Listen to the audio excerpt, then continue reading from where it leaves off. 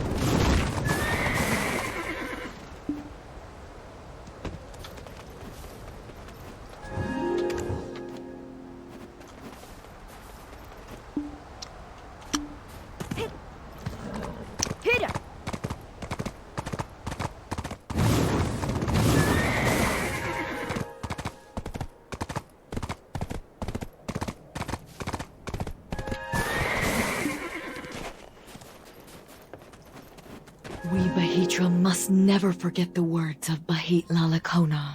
Keep your voice down. If you're going to Ailton, go to the Great Hall.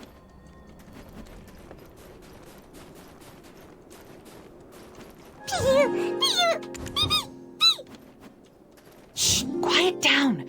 I'm trying to figure out what they're doing over there. Uh-oh, where did it go? I just lost it. How about you?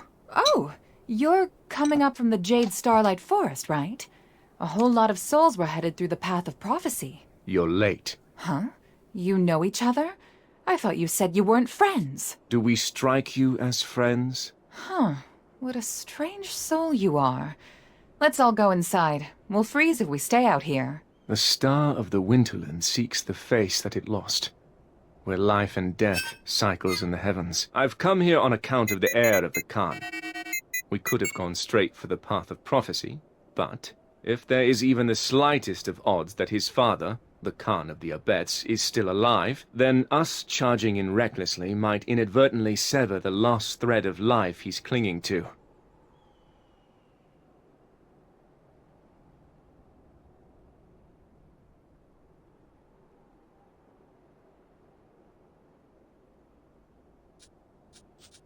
Then, Ilichi, how much did the wall blocking the Path of Prophecy deteriorate when this person defeated the Oak Jinshini?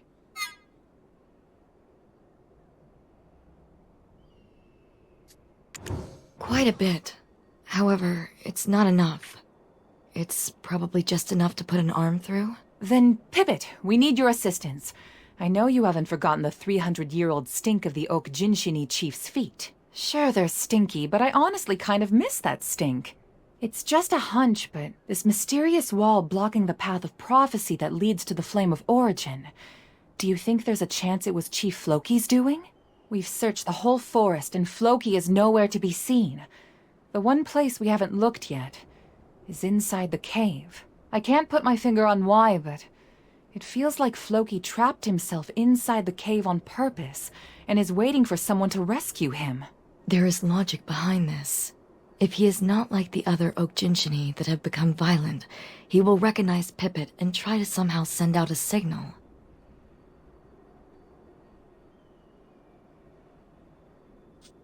Now, why don't we get some tea while we wait for Pipit to return?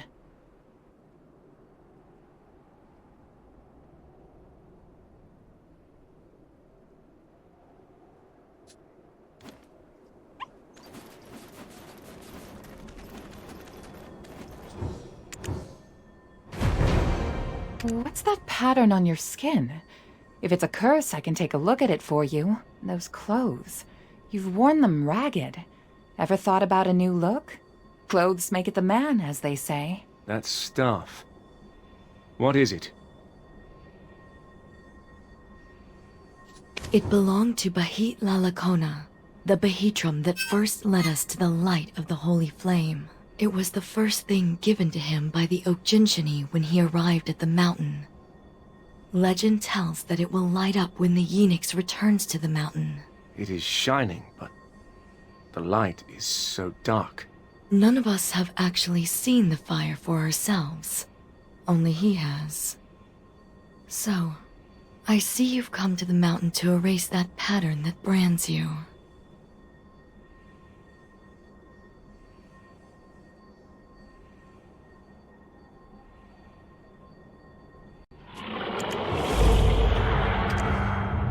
My goodness!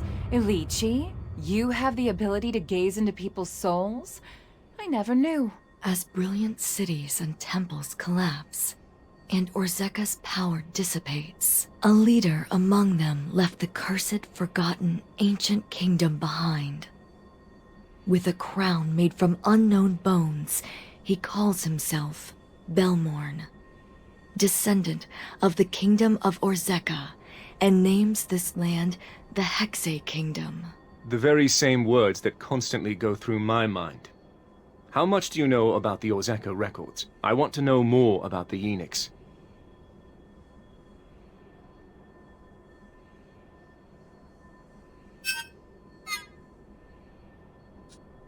If you want to know, see for yourself. All the records here were recorded by Bahit Lalakona.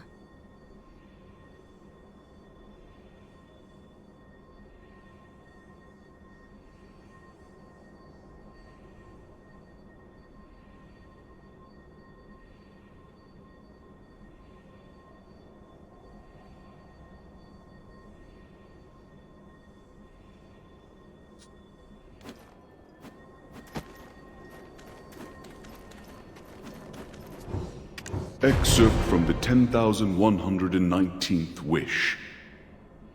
O great Lord Kazarka, this traveler from the Mountain of Eternal Winter comes seeking salvation. His name is Silverfrond. Will you honor him his request? The chief priest asked. Kazarka replied, Speak your wish, Silverfrond. So he did. I am cursed for loving a witch, since such love was forbidden. I know my beloved cannot be brought back to life, so I ask only that you remove the curse placed upon me by her 6 sisters. I will grant you your wish, Kazarka replied. but you must bring me the Yeenix, the Holy Flame. Nestled in the heart of the dragon that dwells in the Mountain of Eternal Winter, I will use the flame to rid you of your curse.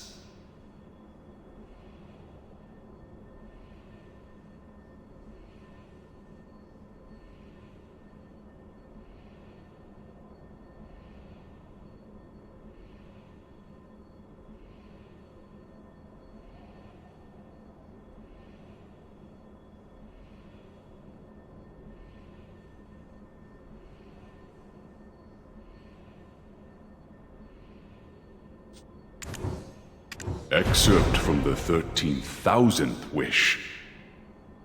O great Lord Kazaka, the traveler from the Mountain of Eternal Winter returns. When he heard the chief priest say this, Kazaka bade Silverfrond forward. Silverfrond, show me the Eunuchs. End of the 13,000th wish excerpt. But Silverfrond was not alone when he came bearing the eunuchs, for with him were those known as the Knights of Dawn.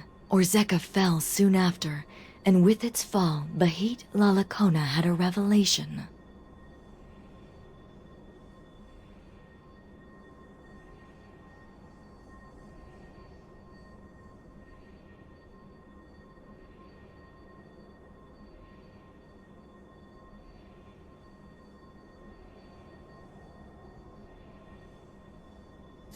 From that day forth, he and his people turned their worship to the holy flame that had consumed Kazarka instead.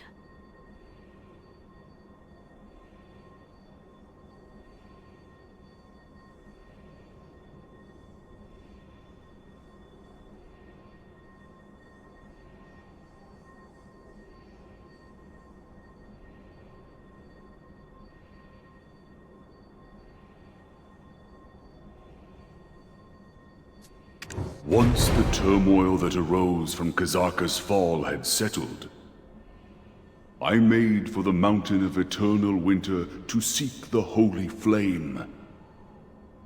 But the flame was not there. Silverfrond, the Knights of Dawn, neither had returned to the mountain. The Mountain of Eternal Winter was without the eunuchs. The golden dragon that once embraced the eunuchs was losing her sanity. Something was gnawing at her from within. But when her tears fell and met the snow, new life suddenly bloomed like a wave of violets swaying in the wind. I named them the Oak Jinshini. The golden dragon then toppled over. And from her wounded flesh sprung more life. These I named the Abets. Finally, from her well-guarded embrace came forth those covered in dragon blood. They would come to be known as the Guardians. I then heard woeful cries coming from the foot of the mountain. The 6 witches had passed. In their wake emerged mutants, humans who had absorbed the essence of the witches and now wrought destruction upon their village. Thus was the second death of the golden dragon Labreska, a death that would cause a cataclysm of chaos to befall the Mountain of Eternal Winter.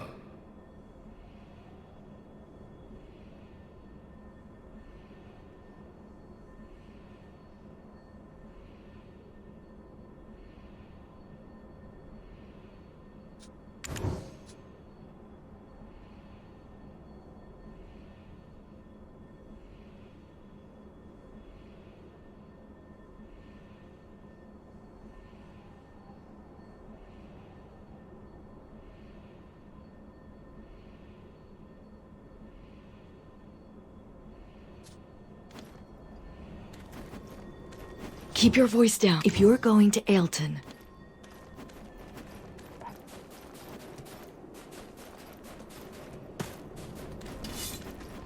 Super fascinating stuff, right? I keep trying to read it myself, but it's quite a slog. I guess you're more determined than you look. When will Pippet return? He's your only assistant, is he not? We can always make room for more assistants. Why? Do you want to be my assistant?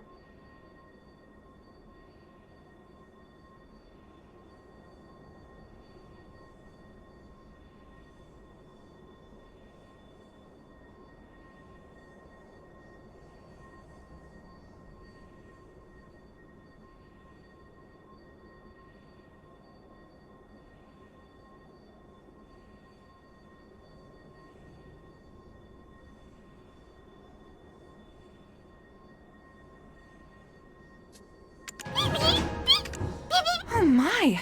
This was a gift from Chief Hoonvish to Chief Floki. The soft, cushy Sintamani! My hunch was right. Chief Floki is living inside the cave. The path ahead of us won't be easy. If we intend to weaken the wall enough to break through, then we will need to take down many more Oak Jinshini.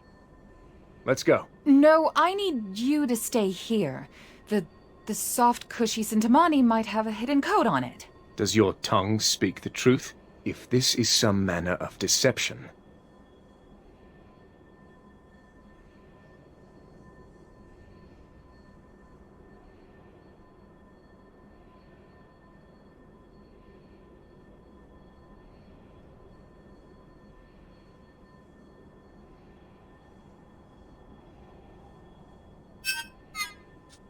Only one way to know for certain.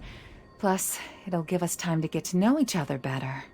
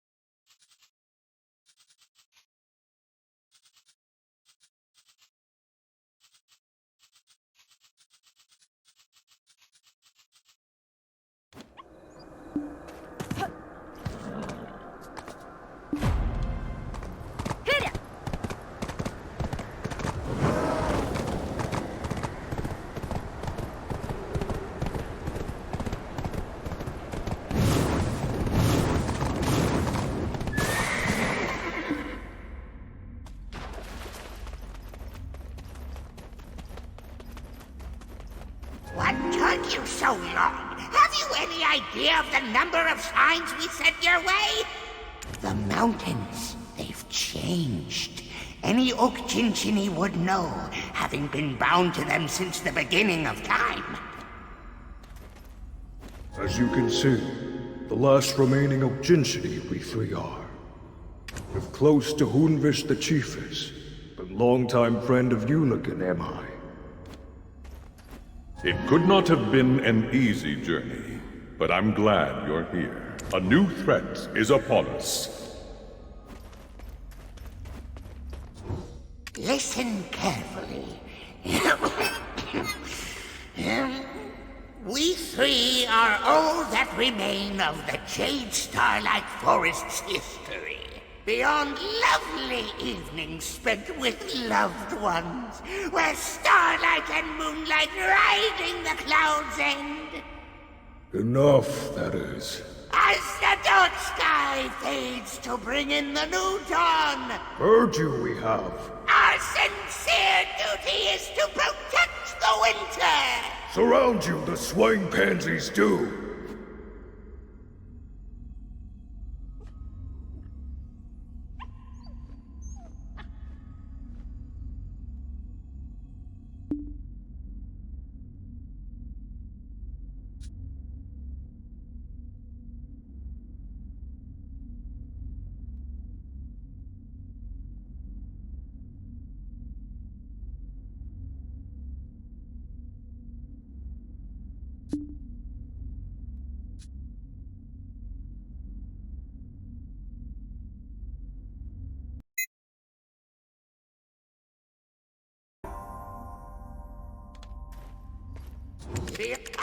Surround.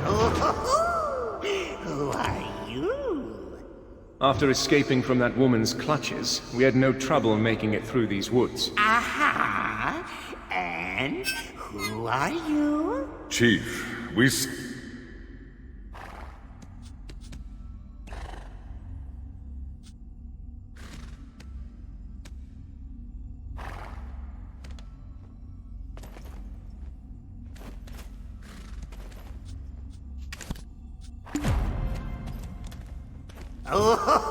After escaping Chief, we sent them the request for aid. Through Pit-Pit, remember? And yet, what is this sound? It's the star of the Winterland! It's melting! Are you here to save us? To clear the witch's trial? To once again see the world and the heavy drinks Hunvish would mix for us. My friend, let us count the sheep among the starlit skies! This is your chief? Embarrassed I am. But yes, this is he. Let's get right to the point. We are here for two reasons. First, to solve the fourth trial of the witches. Second, to find the missing Khan. What about us? You're not here to rescue us? Your kind never dies, or so I hear. You only need to be reborn by the flame of origin, no? No, you're wrong! We can't die, not now, not ever! Chief, stop screaming, you must. Help us, they must. Certain of it, I am.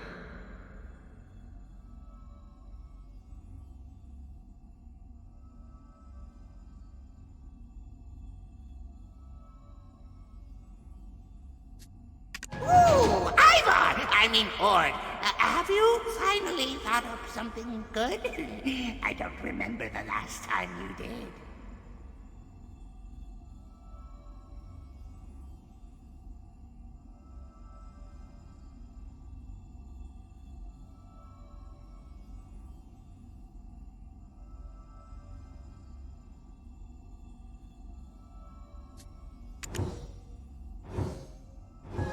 Ooh, Ivar! Ooh, Ivar! Ooh, Ivar! Ooh, Ivar! Always full of ideas, I am. Opening the heavens where life and death ebb and flow. Only by us who handle the flame of origin, a chief can it be. Melt away soon, the star of the Winterland shall. So, choose you must. No need to tread the difficult path from the start. Speak. Tell us how we can be of aid, why you cannot die, and what led you to seal yourselves in here. Finally, the time has come! I've been dying to tell you. Chief, if I may, time is of the essence. Let us depart from here. We can accept their aid later, when we've had time to speak at length.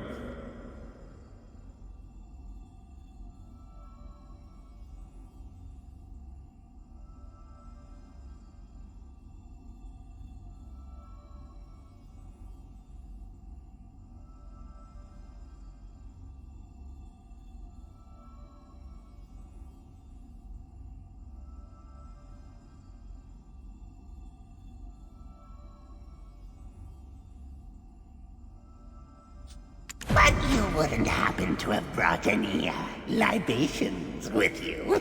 These things are better told over a stiff drink or two.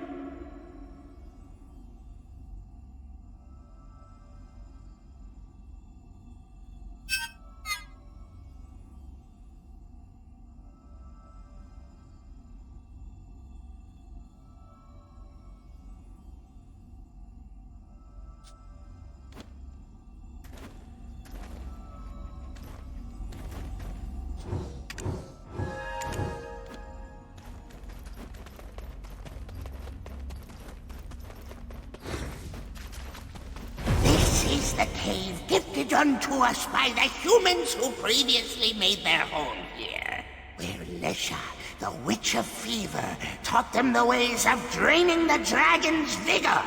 I still remember. Oh, Jinjini, born from the dragon's heart-rending tears. Oh, this land now belongs to you. And so I asked, Your scorching heat was what drove off the winter's cold. Where are you off to now? I thought he was going to speak of himself. Not once died our chief has. Not once. Remembers all he does. The flame of origin is maintained by the ebb and flow of death and life itself. We deliberately give our lives for the sake of this cycle. And yet, abstain from the sacrifice our chief has. Selfish he is. what? You ungrateful mongrels! Selfish? Me? I have stayed alive to preserve our memories for times such as these. That's why. Chief, too loud you are. Continue with your story, I plead. I'm listening. Anywho, they spoke these words. The witches are dead! It's now time to protect ourselves from the dragons! All the tribes are gathering at the forbidden Black Mountain to answer the call of the great founder! That's all. They left like that, and we gained this cave! And the witch's trial?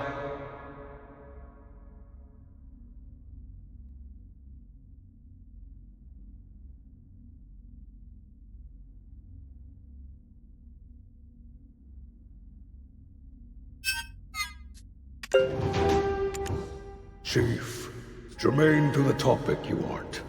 Help I shall. Taught the humans wisdom, Lesha, the Witch of Fever, did. Melted her own face right in this place, she did.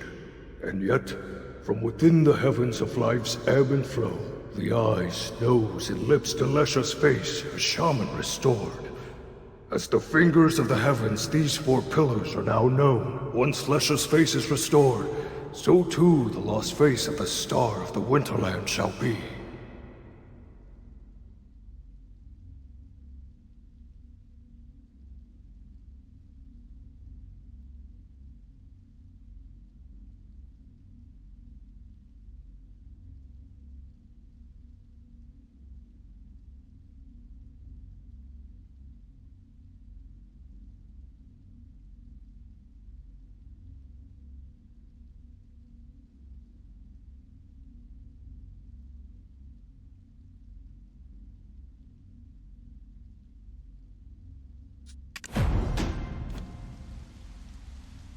The star of the Winterland seeks the face that it lost, where life and death cycles in the heavens. The star of the Winterland seeks the fate. Without that bumbling fox, we completed our task in record time. As promised, let's listen to what they have to say. Thank you. You're more reliable than you look. It's now time for the deep talks. No need for depth of story here. Simply stick to the main points. Well, my eloquence was sure to dazzle you, but this wet blanket had to ruin it. I'm fine. Let's settle down a bit. This is both our story and the story of their Khan.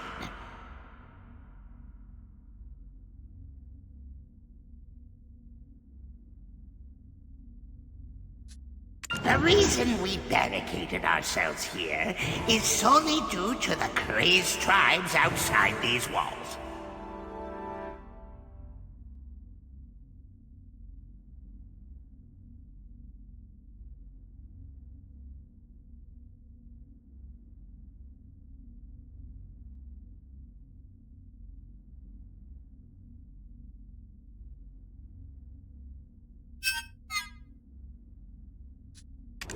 You do know what the Zavir Highlands mean to us, yes? Then why did you destroy our totem? It wasn't us! It wasn't us, I tell you! Then who are those, O Jinchini? Today was supposed to be a festive day. Right. Today was the day the seal of the stone tablet left by the seventh witch was to be broken. However, we must first settle this matter before we can bind the tablets. Returning to Ailton hand in hand at this point could result in our deaths, so I've come in their place. What truly has occurred here? Are you actually okay? We found these in our woods. These? Aren't these the oak pills we used to enjoy together? Members of my tribe who ate these passed away. They were poisoned from eating these very oak pills. I can't believe my ears. Poison? We, for one, do not have the skills to craft a potent enough poison.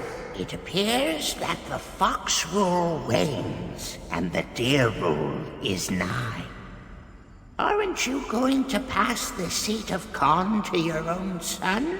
Maybe the antlered ones had some unfinished business with you. No, that cannot be. No Abets would do such a thing. We long to become a bridge for the world. Whoever inherits the seat of the Khan would never commit such an atrocity. But you do know that if any of us loses our life, our souls ride the origin flame as our flesh is born anew. And yet those of us who ate this very oak pill and were rekindled came back changed, attacking fellow members of our tribe.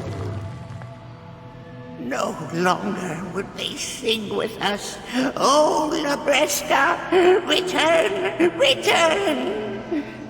That was where I tasted true despair. One became 10, which quickly became 100.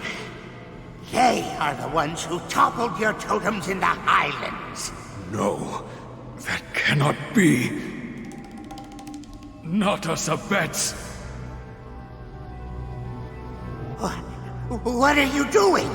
I shall prove it to you myself. For the sake of all of the Abets who have been framed, we do not betray our friends. That is the way of the Highlands. Look, of one thing I'm certain. This oak pill is not poisoned.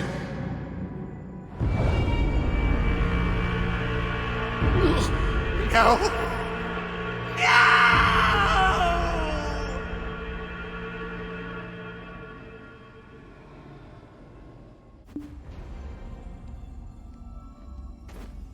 The Khan was returned to the Highlands while attempting to prove the Abet's innocence, while only us 3 remain of our tribe torn apart by our greed, while we wish to part the heavens to find his resting star. Whatever the reason may be, our friend chose to cut his own breath short. For those who so easily give up their precious lives, we have no such merciful stars here. That is his final resting place. The village ruins. That too was the works of your tribe turned monsters.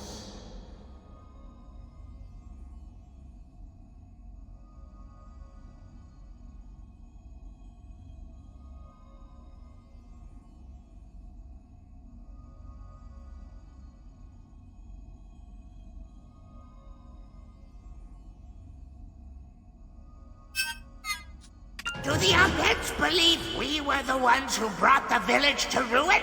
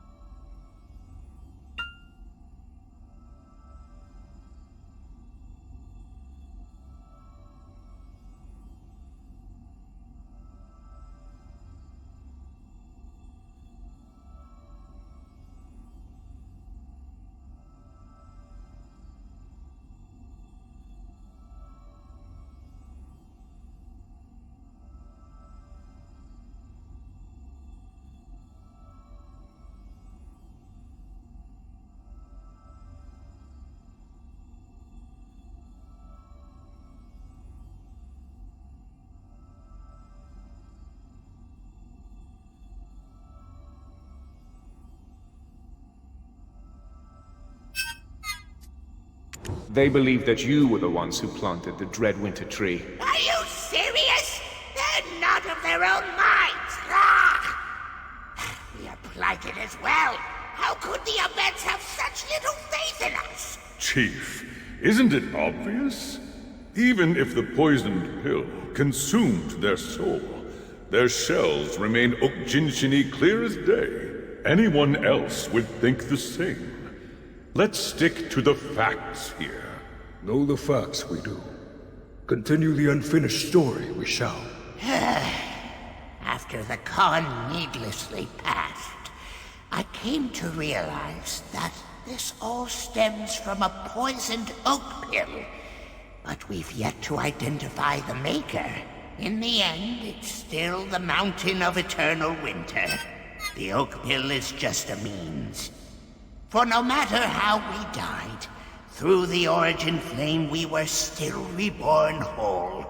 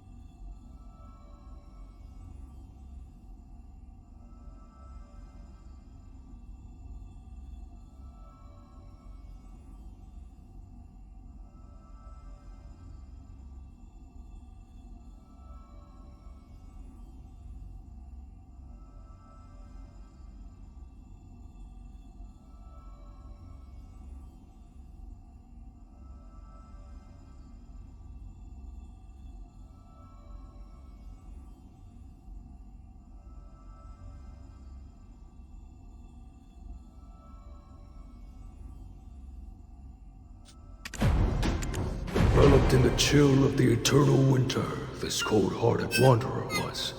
On the final bridge of wills that guide us back to the surface, tearing apart the souls of our people she was. Feeding the flames of the void she did. Tossed to those depths, spare no scream those souls could. Melted away in the burning flames they did. I do not understand. You think that we can help you... how?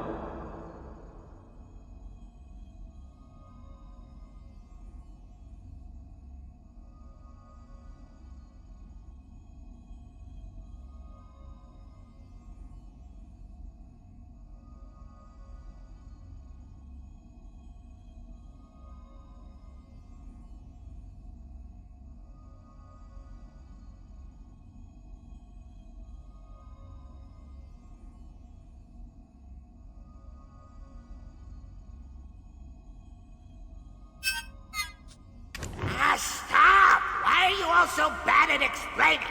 Let me explain what you need to do in your worldly terms. Extinguish the flame that's claimed the haven of slumbering origin, and remove the guardian that protects the flame itself. Do the same for the winter trees burnt to a crisp, and the winter spirits that attack with painful howling, for they are the main culprits of this deadly winter. Take this oak pill that murdered the Khan and unveil the truth. If you don't, then I have no choice but to believe until my last breath that those antlered ones carried out this devious act. It pains me to suspect a friend. I pray that you preserve our age-old friendship. Now, we've no time to waste. Having now parted the heavens, I shall use all of my power to transport you to the path to proving that the Abets and Ukjin are one.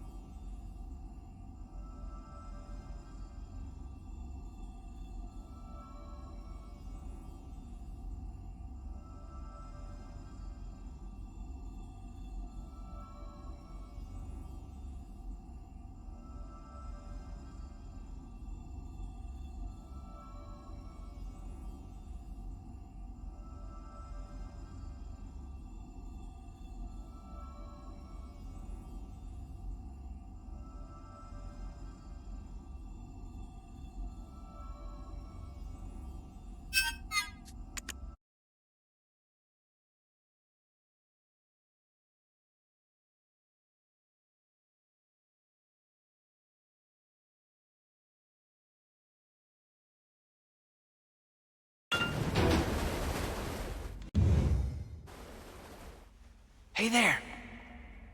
Yoo-hoo! Oh, you're awake, warrior of winter in training. You were snoring. Sleeping like a baby. Oh, I'm so jealous! Bet you can fall asleep anywhere, can't you? This stone. What is it? This is what we Abets and the Ogjinshini have long sought to fulfill, a long-cherished wish of our peoples.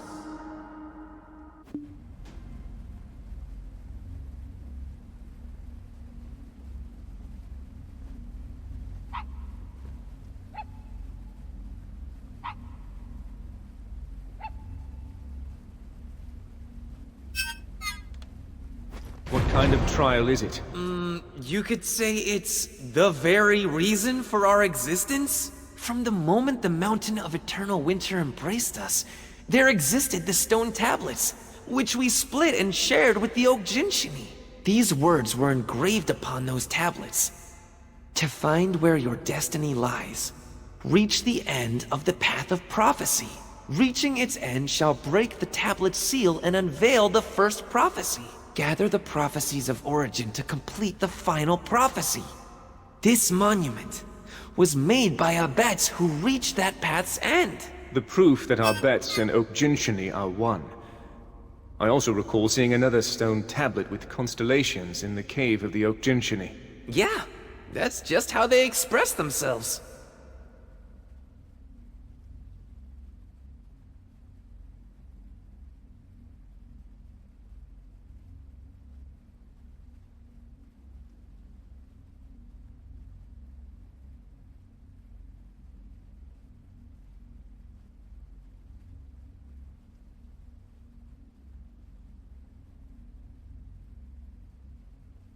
That was quite a mouthful you managed just now.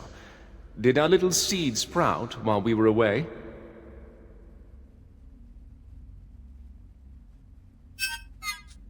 What? A sprout? Come on! Don't forget, I am still the Khan's successor. Anyway, at first I was so shocked I had a little panic attack. To think they would send two people through the Jade Starlight Forest path of prophecy. Does that mean that those Ogjinshini wish to speak with us? They were kind of preoccupied with their own troubles.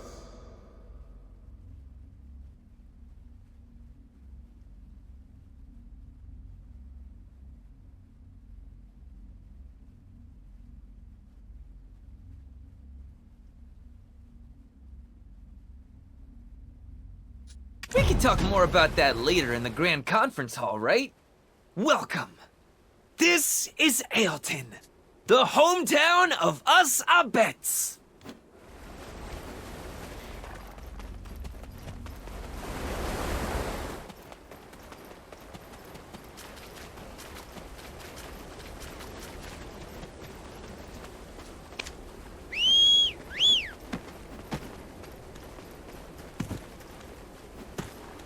Oh, I'm through it.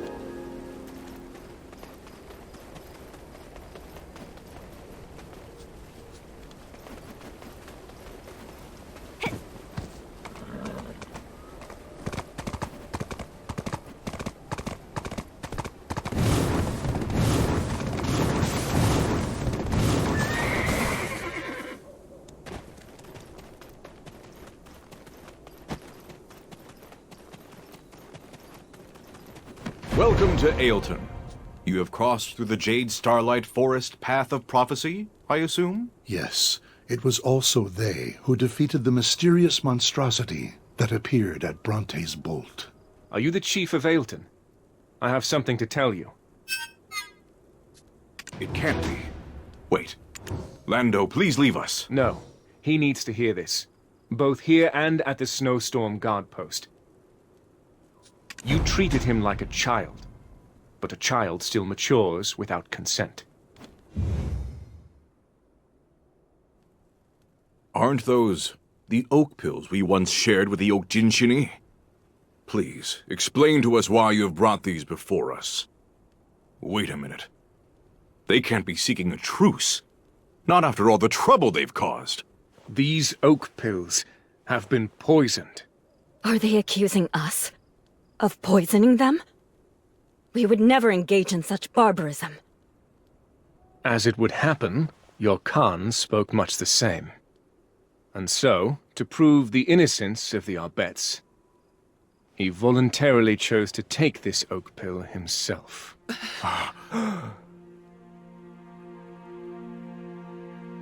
What? Always so trusting, honest to a fault. Why? Why would he commit such a foolish act? It simply doesn't make sense. The first dear Mara uttered these words: "Acknowledge when you are not adept in combat, but seek out friends to fight in your stead." Of course, that's very wise. We should hire some mercenaries to protect us. Quickly now, let's put out the word to all corners of the continent. The Snowstorm Guard Post was in such disarray. This explains everything. Be quiet, all of you! If my father were here, you think he would just hire more mercenaries? What we need to do is get to the root of all this chaos and confusion. Only then can we restore the Mountain of Eternal Winter. Not through mercs, with their lackluster money-grubbing ways, but with our own hands. The Fox Rule has not yet come to a close. That, my friends, is the way of the Khan whose seat still bears his warmth. That, my friends, is the way of life in the Highlands, and every single one of you needs to respect it.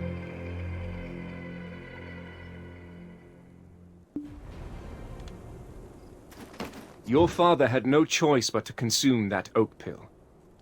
If he hadn't done so, even those Oak Jinshini yet to go mad would have laid waste to the village with hate-filled eyes. As a leader, it was a difficult but necessary decision for him to make. Puto has taken the poisoned oak pill to the research lab. Why not take a breather and look around town while we wait for the results? No. Is there a place that keeps records of visitors in this town? The Oak Jinshini originally suspected the Dear Abets. Even in a place like this, the enemy could be an outsider.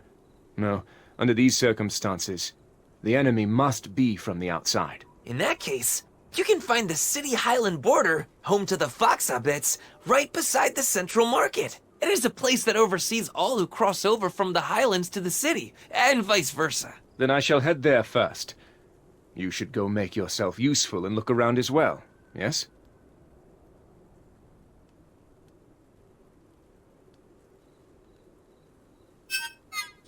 The path that I must take is clear. I must find the true enemy that wrought this chaos and ascend the mountain.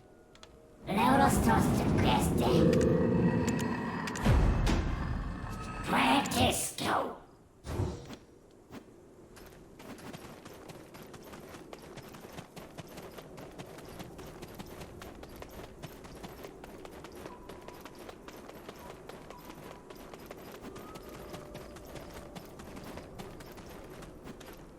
Quite often, personal emotions are the main cause of one's failures. Outsiders call this place the Dragon Museum. Pleased to meet you. My name is Ulan, and I oversee this city of origin. Here, you can learn the tales of the ancestors who received the wisdom and blessing of the seventh witch born from Lebreska's first death. For my veins carry the blood of the one who brought this calamity upon the mountain of eternal winter. As a descendant of Silverfrond, I sought to atone for his past sins by renouncing the city and settling here in the highlands. Even when the other descendants of Silverfrond responded to the Great Founder's call, abandoning their original settlements and gathering beneath the forbidden Black Mountain, we chose to remain here and guard this place in the Mountain of Eternal Winter as living witnesses to history.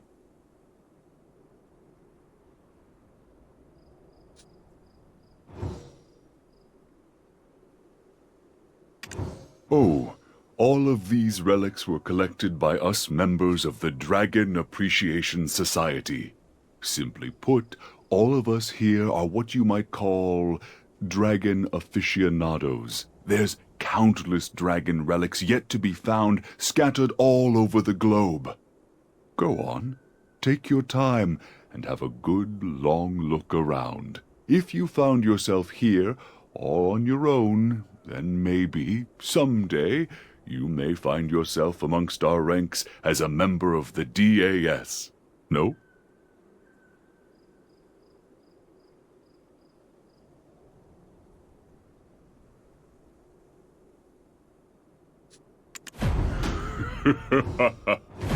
The dragon Lebreska, scourge of all dragonkind.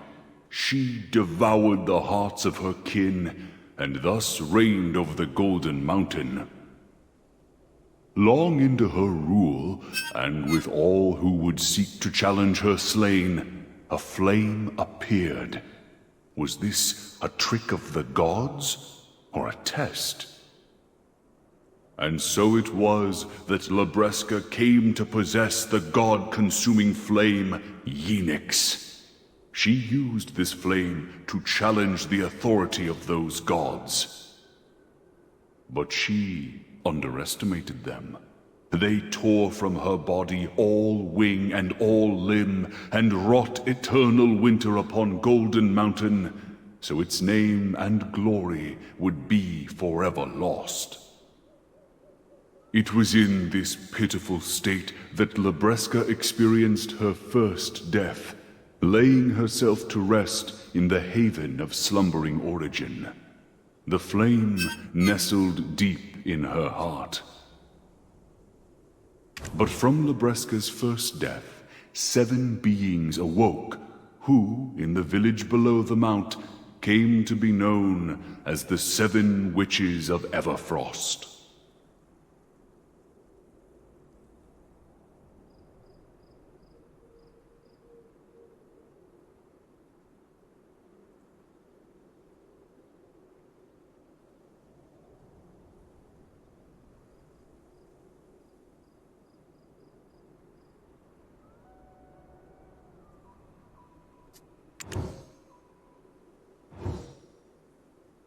Bronte, Witch of Thunder, she who rends the dragon's wings.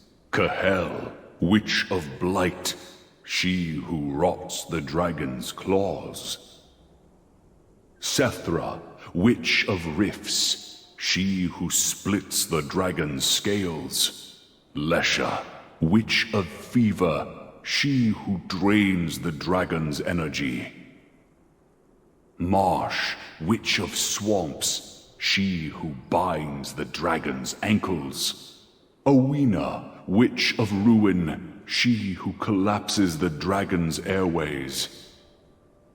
And last but not least, Arethia, witch of Erasure, she who expunges all fear of dragons. Labresca, keeper of the Golden Mountain, even at the brink of death, bestowed upon us a gift. For from her death did these 7 witches arise, who used their mystical powers to protect us from the fearsome dragons. Many moons passed under their protection, but we knew the 7 witches would one day die and herald in an era of misfortune where we would have to fight the dragons ourselves.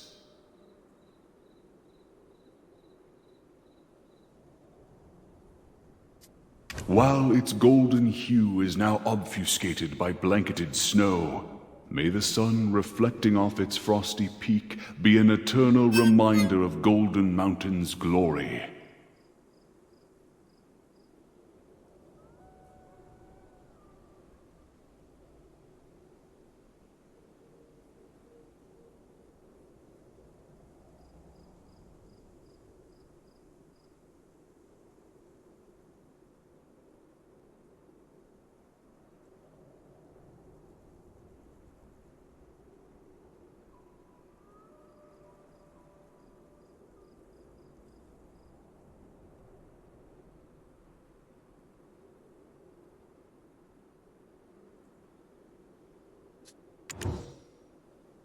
Sadly, that era of misfortune came sooner than expected, for fate is a cruel mistress, and she will not be denied.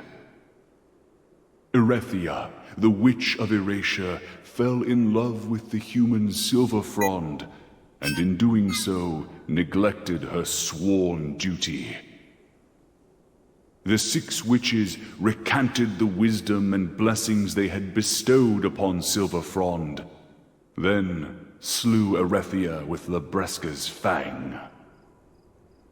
The once forgotten fear of dragons resurfaced, suffocating the humans who trembled in fear at this apparent curse wrought by the 6 witches.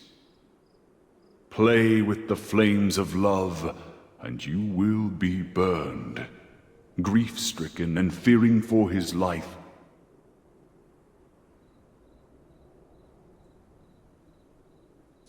Silver Frond made his way to Orzeka, seeking the god that grants all wishes.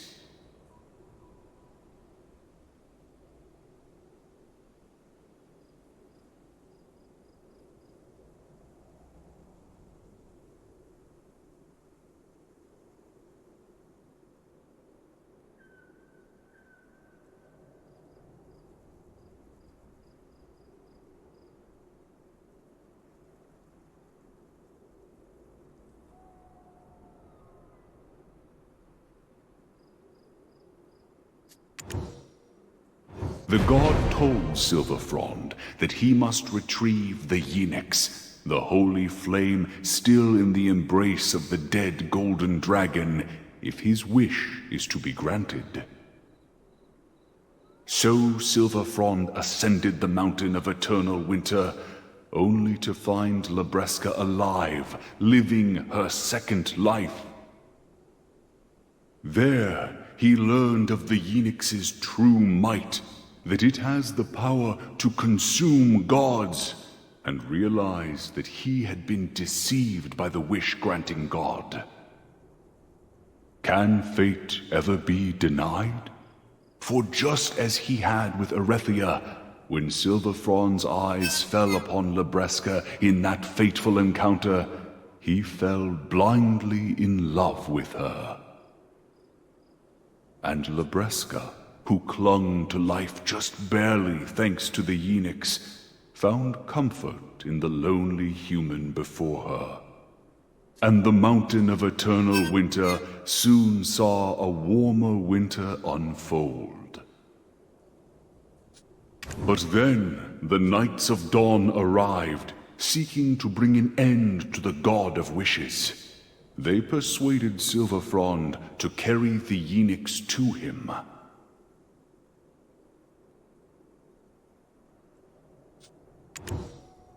I vow to return, for I know this flame is your life, promised Silverfrond to Labresca as he set off. The 6 witches had no choice but to allow Silverfrond to leave for Orzeka with the Yenix, for the golden dragon Labresca had granted it. But no sooner had he left, a deathly winter descended upon the mountain. It seemed that Labresca's second life had come with a price. For something dwelt inside her. Something that the Yenix had kept at bay. But with the Yenix gone, it now consumed her from within. It felt as though an eternity had passed, but still Silverfrond had not returned. In time, Labresca's eyes grew dim, and her memories faded like dreams. Eventually, the small sliver of hope she clung to evaporated, and with it a great calamity befell the Mountain of Eternal Winter. There are no witches to protect us now. It is now up to us to defend ourselves against the dragons, proclaimed the one now known as the Great Founder. I have many more a tale to tell, but the beauty of adventuring is finding them for yourself, no? Not to mention, there's someone waiting for you outside. Stop by again sometime. The City of Origin is always open.